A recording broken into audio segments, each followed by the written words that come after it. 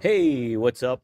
It's Friday. It's Rumor and Innuendo. I'm Dominic D'Angelo of AdFreeShows.com, Podcast Heat Wrestling, and Studio1Sports.com. But I'm here with Mr. Robert Karplis, W Creative underscore ish.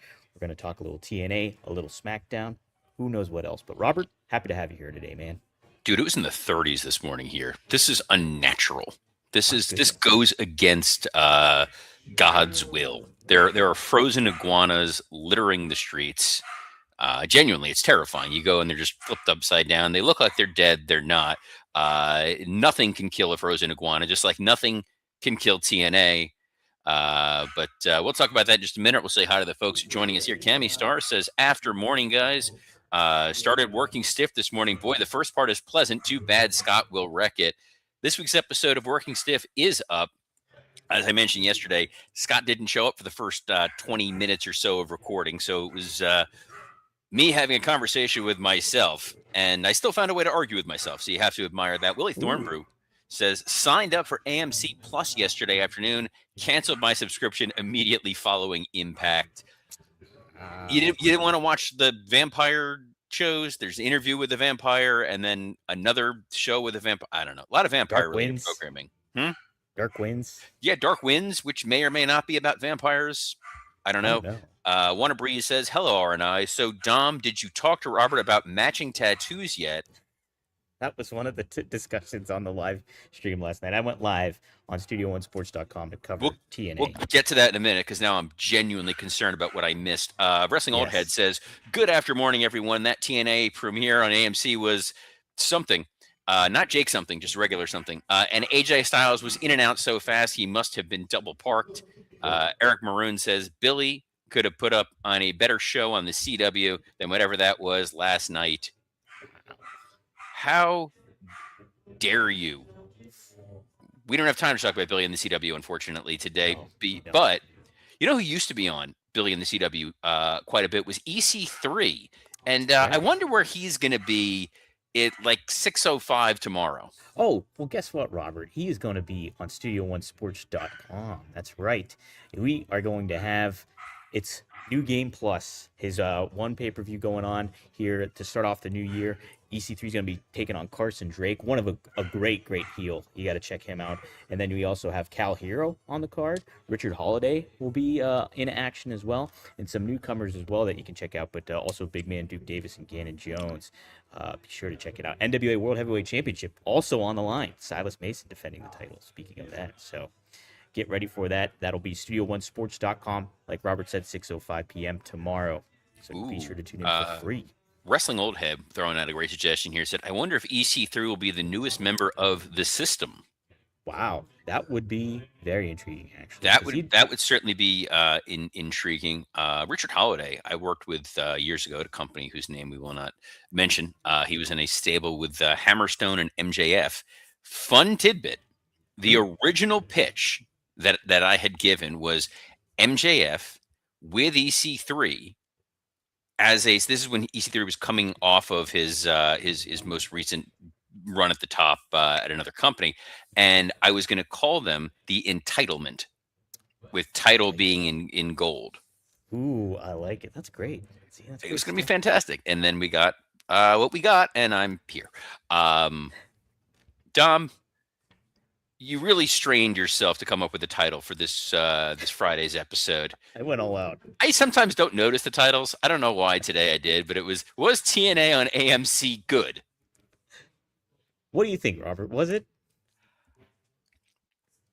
It was good for the business that TNA was on a major cable network on primetime television from 9 to 11 p.m. At no point during the broadcast did a light fall on anybody. Nobody broke an arm, a leg, a clavicle. So from that perspective, it was good. I think the show was. Did you ever see Deadpool and Wolverine? Of course, I love that movie. That Okay. Yeah. So those of you who haven't seen it, there was this place called the Void, where characters from different continuities got dropped in, and I guess that's what TNA is. There were so many people I didn't realize were still wrestling, and were prominently featured on TNA programming, that it really felt like the Void from Deadpool and Wolverine, where I was like, you know what, good for them. I'm glad that they are working there. I guess in this situation, Wolverine, AJ Styles would be Wolverine because he was there, and we don't expect him to come back either. Oh yeah, At no. least for now. AJ Styles was there in the way that Gordon Bombay, when he got pulled over for his, I believe it was a DUI, and they're like, you have to go coach this Pee Wee hockey team, the Mighty Ducks, and the second you can get out of there, you're going to get out of there. That was the vibe AJ Styles gave. Like, all right, I'm going to show up, I'm going to wave, and then I got things to do. To be honest though, I thought ultimately his usage was fine. I didn't expect too much more of that, to be honest, of what they were doing with. It worked. Look, if I'm tuning in because I was a casual fan or a WWE fan and I wanted to kick the tires on this, hey, here's AJ Styles. There's a guy I know coming out to music I don't, because it was his TNA theme, which was fine, and it was giving you a little bit of the rub. From a structural standpoint, opening with the Hardys and Elijah, dude, I didn't know Elijah was in the company. How did you? I didn't know Elias was still wrestling. I'll be perfectly honest. It was kind of fun to see him. Yeah. And that was my first little like, oh yeah, Jennifer Garner did play Elektra. How about that? And then they took on Order 4. Mm-hmm. I know Mustafa Ali. Yep. I guess this is sort of very similar to the stable that he had in WWE with Dijak and Mason and God, what the hell was that even called? Retribution. There it is. Yeah. They sort of over-explained and under-explained at the same time. They kept saying Order 4. I don't know what that is. It made me think of the thing from Attack of the Clones. Not Attack of the Clones. Revenge of the Sith, where there was the order to kill all the Jedi. Yes. Yes. My wife's gonna be mad at me that I don't remember that off the top of my head. She's not a Star Wars fan? She is a Star Wars. No, she's a Star Wars fan. She's gonna be mad that I didn't know what it was called. Oh, I got you. Okay. She would have been like, "What the hell, man?" You got to tell the story for people who might not necessarily know exactly who they all are. They took the time to show the video package of why Elijah and Mustafa Ali are dealing with each other. Then they gave you a 6-man that was, yeah, if you're tuning in, hey, I get to see the Hardys. I get to see a dude that I kind of know in Mustafa Ali. I get to see a dude that I kind of know in Elijah, if you're a generic fan. The match was fine. They're not going to be blowaway matches like what you see on Dynamite, and you're not going to be emotionally invested in them the way that you may be on a Raw or a SmackDown. But for your first match, your first outing, you're going to go with your hot hand. In this case, it's the Hardys. There's such familiarity there with the Hardys and with Elijah too. Like you just said, like, oh, there he is, and I know that guy. He was the guy that walked with Elias. So then there was the big dude who's Agent Zero. That's right, Big Bill Collier, former IWC World Heavyweight Champion, as a matter of fact. And when I hear Agent Zero, all I think of is when Kramer was Movie Phone. Hello, you have selected Agent Zero. So every time they kept saying it, that's all I kept hearing in the back of my head. Then the Righteous come out to attack the Hardys. Mm-hmm.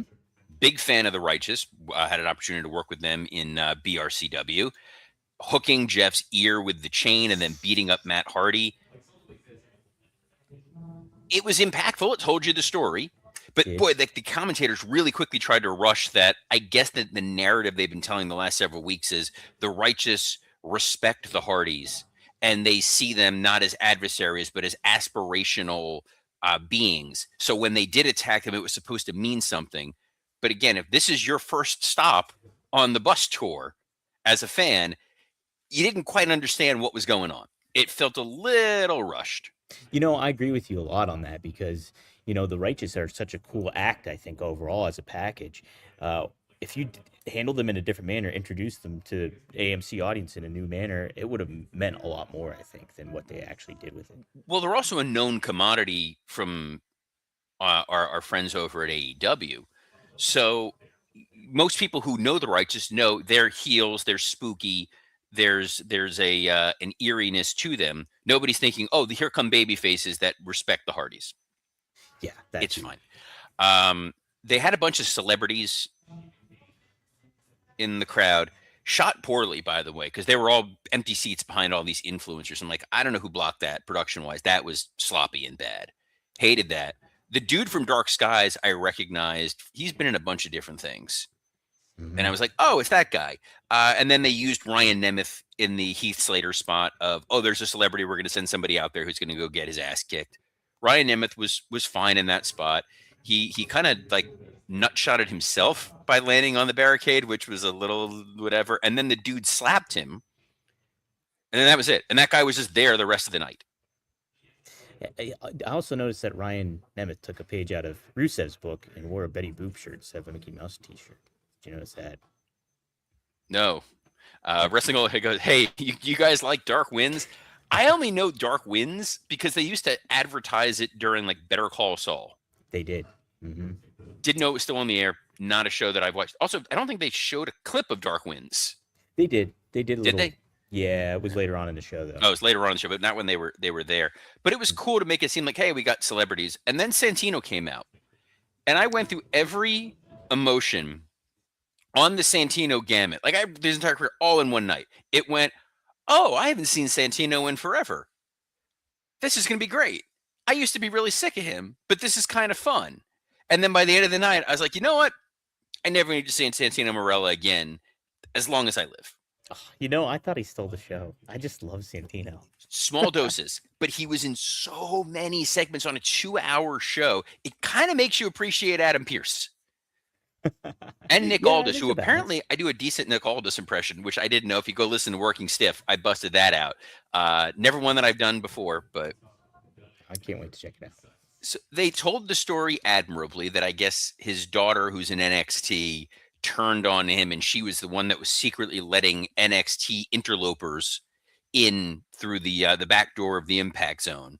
And because he's sad about his daughter, they had to bring in Daria Ray.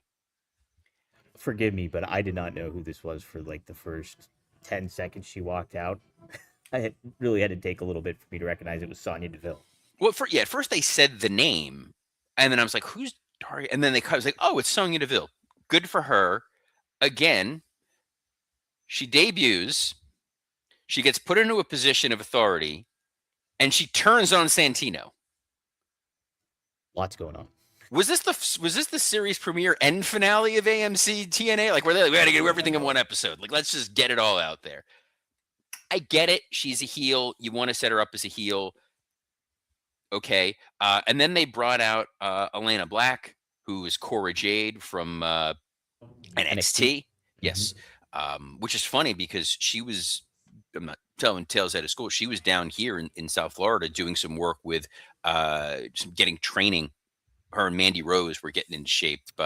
They shot a little something for, I think, Mandy's channel over at CCW, Coastal Championship Wrestling, which is affiliated with Boca Raton Championship Wrestling. So I had gotten some pictures that Elena Black was training in a ring with those folks. And I was like, oh, that's kind of cool. I wonder what she's going to be doing. And then, boom, there she was. There she is. What do you think of her overall? Do you think there's a lot of potential for her to kind of resurrect her career in certain ways in TNA? So I think it depends on how seriously she's going to take it. She was in NXT for a while. The hope was that she was going to be a big deal on the main roster in WWE. It ultimately didn't come to fruition.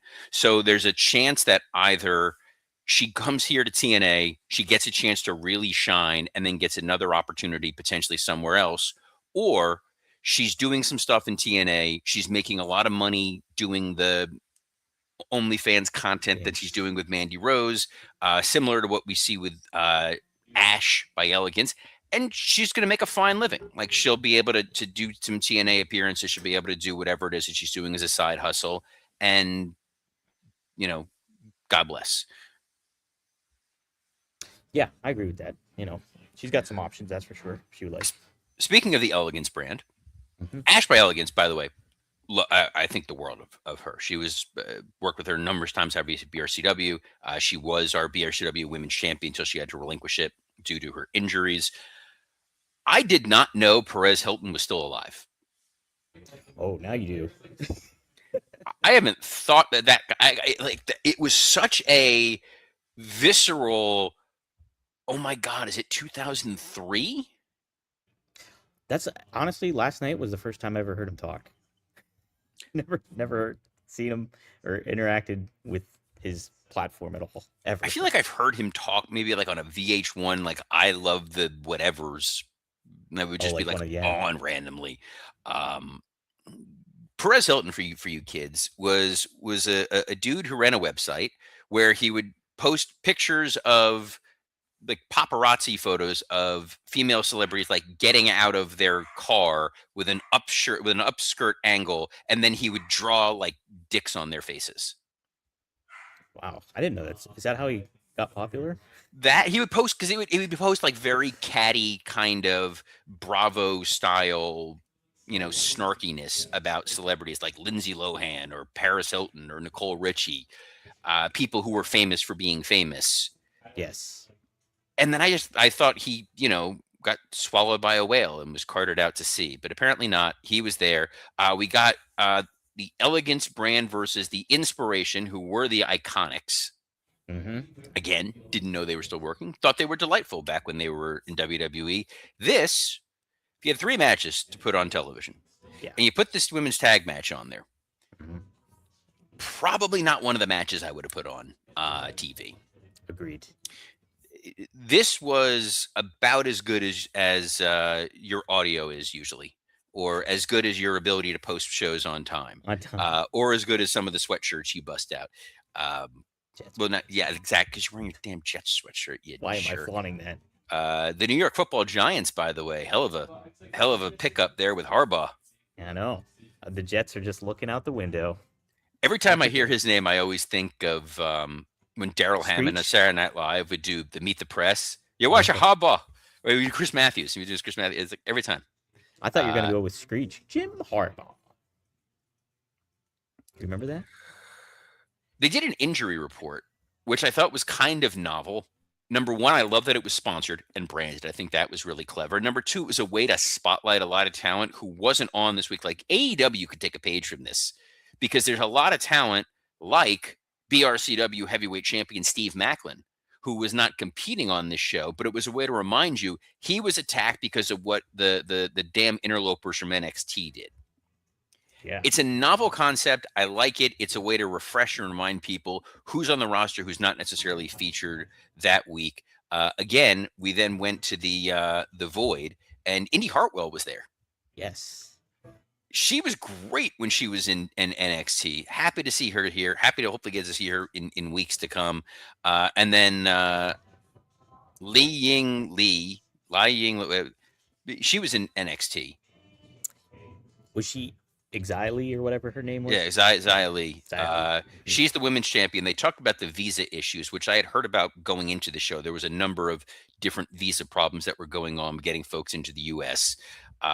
So because of that, she needed a new opponent for the Genesis pay-per-view, which somehow was not sponsored by Sega. And that brought out Zarya and Sol Ruka.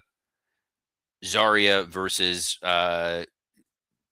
Li Ying Li. I feel terrible. I butchered the way I It's wrote that. tough. It's tough. But I love that. It's a good replacement. It'll be a good solid match for Genesis. Would have been a good solid match for TNA's Impact premiere, but that's beside the point. Great point. Cedric Alexander, good to see that dude. Think the Mm-hmm. world of him. Shocked AEW didn't swoop in and try to get him. I know he re-signed with TNA, but you would think with the way that the Hurt Syndicate's been going, and the success that Shelton Benjamin's had, and the time that they've given that group, Cedric would have been a no-brainer to bring him back. But is what it is. I think Uh, this is actually the right move on his part to do to go to TNA instead. I think there's the opportunity to really incorporate him in the X division more so and make him a big highlight of that. And to what we were saying about somebody like Alana Black or whoever, he gets a big just the spotlight on him. So I think it's a good move on their part, actually, on his part to stay with them. He does. The narrative here was he was supposed to be wrestling Leon Slater at the pay-per-view, but again, those damn visa issues. So now it's going to be him versus Moose versus Joe Hendry. And I like that Said they his did the name. bit where they said his name and the phone rang and then he appeared on the phone. That was cute. That was a good little. You got to give a replacement that's as big or bigger. That is as big or bigger. Makes total sense to me. I get it. Uh, we then got the system. Yes. Didn't know they were baby faces. I was surprised. Didn't there was nothing about that presentation that was babyface. I'm so glad you said that. Again, as a not a constant viewer, as someone who has had the privilege and pleasure of working with some of these folks, including Moose and Brian Myers, didn't know they were baby faces. They come out in what feels like a heel situation to set up Eddie Edwards, who's going to be wrestling Fandango or JDC Hmm. in JDC's retirement match. And it didn't feel like it's going to be. It almost felt like an angle, right? Did it feel like that to you? I don't know. I also was surprised because Fandango was so charismatic, and he was super charismatic back when he was on NXT before they made Yes. him that gimmick. It was totally devoid of any personality. Yeah, it was really strange. I was saying on the live stream last night that I love Dirty Dango when he became like it was 2 years ago or whatever it was at WrestleCade. He came out to Aha Take on Me, was smoking like a cigarette. It was a great like charismatic kind of gimmick, a heelish gimmick too. It was really good stuff. So I always like him, yeah, but it was a little. He was just more direct about no personality really being shown at that one. Odd decision. Also, it was an odd decision to bring out Dixie Carter. Robert, I was shocked actually that she got booed. I was seriously shocked. I was Have you honestly. never watched professional wrestling before?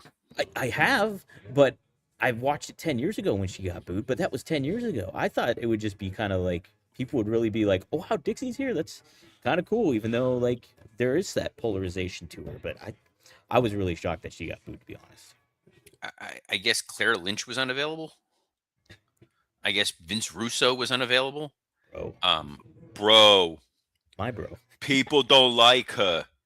She was bad for the product. Look, Did you if I think want, Bully Ray was going to powerbomb her?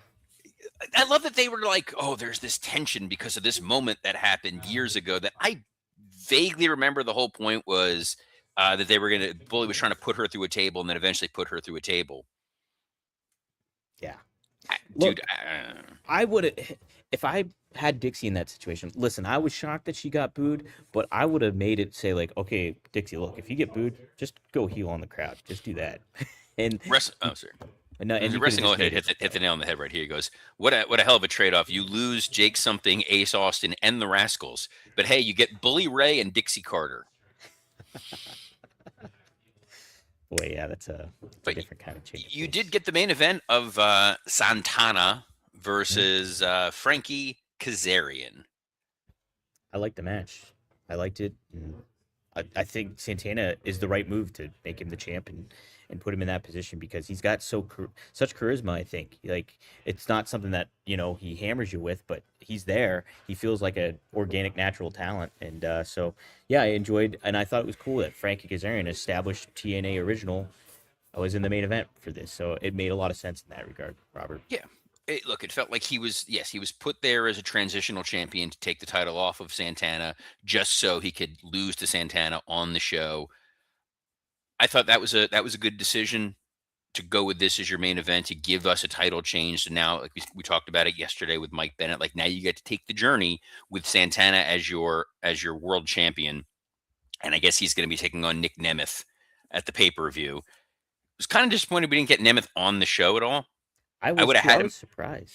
I would have had him in a suite somewhere, Hmm. watching with a bucket of champagne or something like that. This was the symbolic, one of your sort of TNA somewhat originals, which it's crazy because I remember when I was talking with Frankie probably about a year ago that I was there when he was on Velocity, Wow, wow. I guess you would have been, huh? and he was. Wow. I thought he was great. I didn't understand why we didn't do anything with him way back when. Yeah, he would have. I think he would have been a great person to have in WWE at that time, no doubt. Um, Robert, does it? I guess I gotta ask. Does it hook you to watch next week? And what, if so, what did hook you to watch next week? No, nothing hooked me to watch next week other than the fact that it's available in an easier to consume version than what it was before. It was on a channel I didn't get on my TV. Hmm. I wasn't going to use whatever app it was on. I don't know if it was on Twitch. Yes, it was on Twitch Okay, for the time being, and then I don't know. Access TV. Access TV, which again I don't get, so I couldn't watch it. So now it's there. It's on my DVR. I can go and watch it and enjoy. There's a lot of friends that are there. AJ Francis, good to see him out on TV. Obviously, Steve Macklin, Ash, uh, Nemeth, a lot of good people. This was not their best foot forward. I thought the video packages they did highlighting the history of TNA, the history of their world title, the history of the Knockouts division, and the X division was a lot of, hey, we used to have Samoa Joe and Sting. That's an interesting way to look at it because I felt differently about it. I was like, oh, it's showcasing who was there and the, what the X Division title means. But that's a good point too. I mean, it's a give or take kind of aspect to it, double-edged sword kind of thing with it. I like that they were trying to establish like there's a history of this company. We've been around for 24 years, and a lot of big names have passed through these doors. So this is kind of the place to watch as a secondary feeder system for WWE. Um, it also is against zero competition. You know, if they were going up against Collision, I'd be worried for them. If they were going up against NXT, I'd be worried for them. There is no other mainstream wrestling program airing on Thursday nights. It's a good 2 hours of TV that you can kind of sit and watch. It's not going to be offensive. I think part of the issues they ran into were probably some of those visa issues. Not having access to Leon Slater, definitely problematic. I don't know who else could have been on the card or could have been on the show that wasn't. The production overall looked pretty solid. I know there were a couple of hiccups and issues on there. Commentary was very good. You know, Agreed. we'll see. I do think they did miss that aspect too of having like a huge name kind of just show up. Yeah, obviously AJ Styles would advertise and things like that, but I would have put like a really concerted effort into having like a really big name as well. Just Well, they make got. I mean, Cora Jade is a name that audiences know. Sonya Deville is a name that audiences know.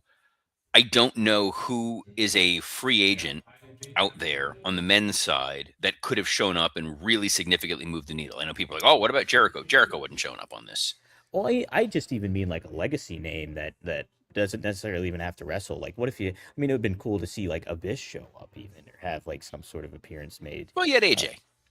you did have AJ. I I mean, just you got to remember the other legacy names that are agents in WWE right now are Abyss and Bobby Roode. you're right. So you could easily have either one of them. Wrestling Old Head says Braun Strowman is out there. Um, don't make me ban you. But also, Braun Strowman isn't going to be there because he's going to want a lot of money. Yeah, it's true. That's part of why he's not in WWE is they weren't going to spend that kind of money to keep Strowman around. Yeah. And to put him in TNA, I don't think it's doing anybody any favors. Danny Huckins, PW, says the show was a massive disappointment. They didn't up their production. I liked the Righteous Attack, the Hardys building to Saturday. I liked the Kaz versus Santana match. That's about it. Yeah, but to be fair, that was like kind of half of the show. It was not a well laid out show on paper, other than, hey, we're going to remind you that the Hardys are here. We're going to spotlight the women, but this was probably not the best spotlight for the women. And we're going to give you a very solid main event world title match. Yeah, that's basically it, Robert. We'll see how they do next week. I will tune in just to check it out, see how they follow up. Real quick before we close out, SmackDown's tonight. Drew McIntyre is going to speak. What would you do? How would you position him as the new Is SmackDown champion? tonight or is it this afternoon? Are they in Europe? Probably this afternoon because they're in London. So I'd imagine. Yes, I was going to say they're in London. Or I know they're somewhere. I think the narrative for Drew is there are these 8 guys coming after him, and there's 2 guys who don't get a shot at him, which is Jacob Fatu and Cody. So it's a good way to rub it in and be like, I don't know if it's going to be Randy Orton or, if it's going to be Matt Cardona or Damian Priest. But I tell you who it's not going to be. It's not going to be Cody. And you're like, cool. That kind of works. Mm-hmm. Yes, SmackDown the future House of Hobbs too, Robert. No. There is a report from Fightful that he could go to SmackDown on a main he had a main roster offer. I think I would put him on the main roster. I don't know that I would necessarily put him on SmackDown right now. But Yeah, I'd have to think a little bit about that. I would too. I would too. There's a lot of give and take of where they could ultimately put Hobbs, but I think that the fact that Hobbs sees the opportunity in WWE as the path to be the most successful makes a lot of sense. The reason I would back off putting Hobbs on SmackDown right now is your breakout babyface right now on SmackDown is going to be Jacob Fatu. Your breakout heel on SmackDown right now is going to be Trick Williams. To then put Yeah, Hobbs in there as well, unless they call it crazy audible and he answers the Carmelo Hayes U.S. title open challenge. But they're not going to do that in London.